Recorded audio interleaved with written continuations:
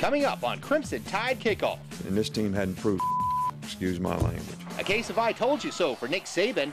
What he said could happen, did happen last week in Columbia. Now the Tide looks to bounce back while quieting the Rebel yell. Plus, will Ole Miss mount a challenge? Are the Tide's national championship hopes still alive? And who will be on the injured reserve for tonight's game? We ask all those questions to Tuscaloosa News sports columnist Cecil Hurt. Plus, we'll take you to all the homecoming festivities, examine the Ole Miss mascot controversy, and go around the SEC. We hope to make you feel at home. They're nice people. Instead of flipping you off, they clap for you. Crimson Tide Kickoff coming at you right now. I'm really upset that I used bad language. I'm sorry.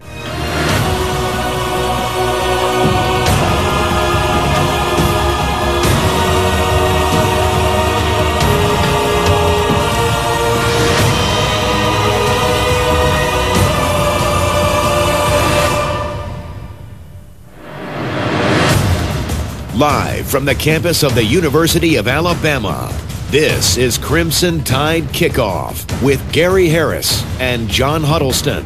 Brought to you by AT&T and by Alpha Insurance.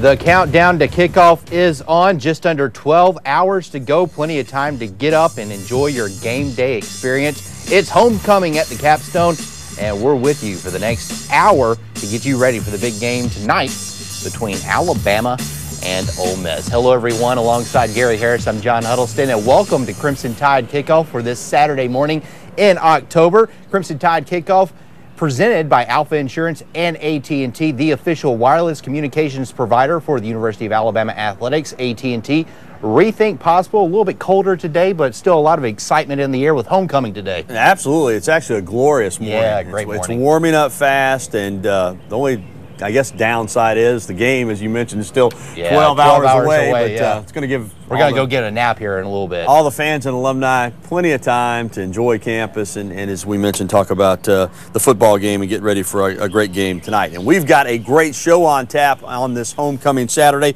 Listen to this lineup of guests we've got coming at you this morning on Crimson Tide Kickoff. Tuscaloosa News sports editor and columnist Cecil Hurt will be joining us. He'll stop by and share his knowledge and opinions on Alabama football. We'll also hear from a member of the Ole Miss broadcast team, a former great player for the Rebels. Harry Harrison was a safety back in the early 70s. He's now the radio analyst. He'll talk about the fact that Ole Miss is a 3-touchdown underdog, but they're a confident football team coming in here. And we'll talk with the author of Forrest Gump, Winston Groom. He is a University of Alabama graduate and has a terrific book that he put out some time ago, The Crimson Tide, the official illustrated history of Alabama football, but it's been updated and now includes the national championship. So he'll drop by and talk about the national championship edition and other things. Mr. Groom is a terrific person to talk to. We'll have him live on the program just a little bit later on. But first, we begin with the disappointment in Columbia last Saturday afternoon and what Alabama plans to do about it tonight. Now, the loss at South Carolina was the Tide's first regular season setback since 2007 and the first defeat of any kind since the Sugar Bowl a couple of years ago. Now, earlier this week, head coach Nick Saban was asked to respond to some comments that Mark Ingram made following the game that some of the Alabama players had taken the attitude that they could just show up and win because they're Alabama. Turns out the coach had been warning people about that kind of attitude for some time. It's drinking the Kool-Aid, thinking that just because they say it on ESPN, it's so. Reading the newspapers all week, just because you beat Florida 31-6, people start talking about you being the best team in the country. We're not the best team in the country. We're not the best team in the country. We had the best team in the country last year, and we proved it. We proved it over 14 games. All right, and this team hadn't proved, excuse my language. That's how I feel about it. So I'm really upset that I used bad language. I'm sorry. I'm sure I'll get some letters on that, emails, and should. You know, all teams are beatable, but when a team has rolled off a lot of wins in a row, like 19 wins in a row, sometimes people begin to wonder, is this team ever going to lose again? South Carolina has now knocked Alabama off that pedestal. The Rebels are looking to get a taste of the Tide tonight. Now, in that game against South Carolina, Alabama got behind big early, 21-3, and that took them out of their game plan, which was to run the football Ingram and Richardson held to 64 yards combined. That's not going to get it. And the 35 points given up by the Tide defense, the most in a game since LSU had 41 back in 2007. And Gary, of course, now the challenge becomes how will Alabama respond to that loss? Even though the Crimson Tide is the heavy favorite against Ole Miss, they're not taking anything for granted anymore. Saban says there needs to be a change in attitude, and that starts tonight by playing 4 quarters. You know, got to play for 60 minutes in the game and play winning football that way, which I don't personally feel like we've done all year. I mean, still to this point, we have yet to play a 60-minute game, and obviously halfway through the season. That's kind of disheartening, and it's something that we're a little disappointed about. Talk is cheap, and we really have to go out there starting the day, working harder, being smarter, studying, doing the best that we can to get prepared for the next team. And Alabama will likely have to play tonight's game without one of their starting offensive linemen. DJ Fluker has what is described as a severe groin injury, is likely out for the game. Also, receiver Julio Jones fractured his hand against South Carolina and later had it surgically repaired. He was held out of contact in Monday and Tuesday's practices before returning to drills on Wednesday. It will be a game-time decision whether or not he goes. Gary? Well, John, on the opposite sideline, Jarrell Poe is a big man, about 340 pounds worth of big. So when he talks, people listen. And he had some stuff to say about Alabama this week, a little smack talk in terms of the Tide. This is what Poe had to say about Alabama. Quote, "We can go out and be the second team to beat them. That'll be just as sweet as being the first team to beat them, the almighty Alabama. I really don't know how Alabama would react to Saturday's loss. I think they got exposed. You know what I mean?" He went on to say, "They show that they're a one-dimensional team. They can be beaten. We're going to stop the run and put forth an effort. We'll know after Saturday." Coach Nick Saban does an excellent job of having those guys ready every Saturday, so we'll get the same look. Now, Poe didn't speak for his coach, though, as you can imagine. Coaches have a different take on it. Houston Nutt, in his weekly press conference, said there's no team. He would challenge any team in America to survive the 3-game stretch that Alabama had against Arkansas, Florida, and South Carolina. This is a beat-em-up league. Anybody can beat anybody, and that's a tough environment. If you look at the last 3 games they played, I challenge anybody in the country go play that schedule and see what happens 1 out of 3 times. I mean, that's difficult. Well, Nutt's team certainly had difficulties early in the season. First game of the year, they led Jacksonville State 31-10 at the half, could not hold it. They got beat. And then the third week, their SEC opener at home, they lost to Vanderbilt. But the last couple of weeks, Ole Miss has built some confidence, and they're scoring a lot of points.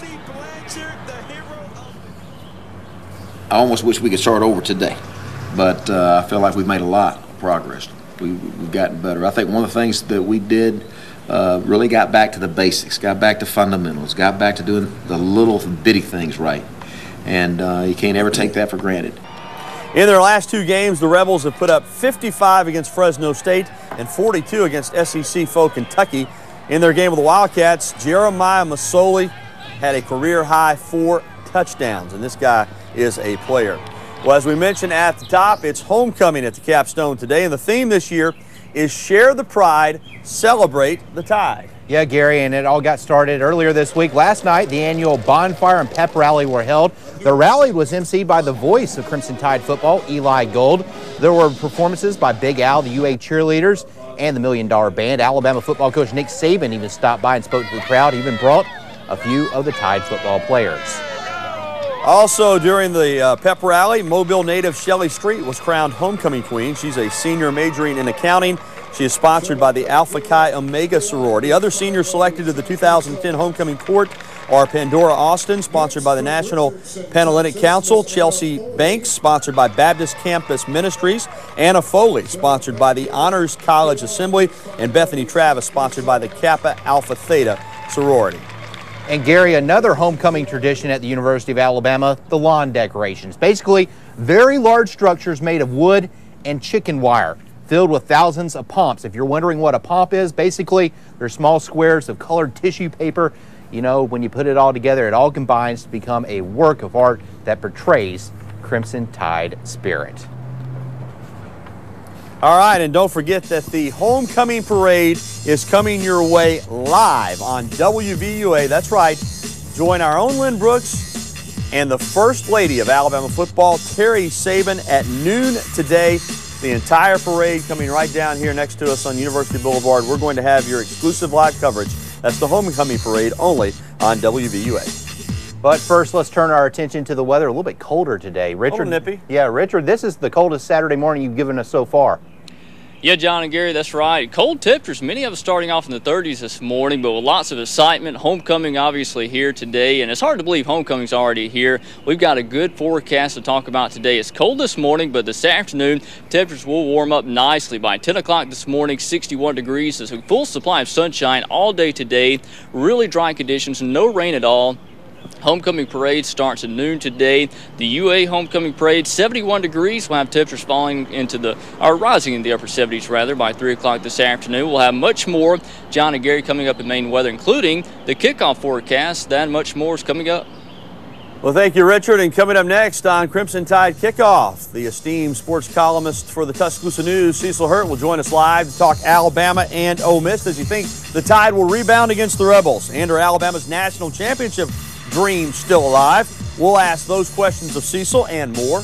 And later, need to know the best route to get to Tuscaloosa, need to know what game day changes are being made because of homecoming.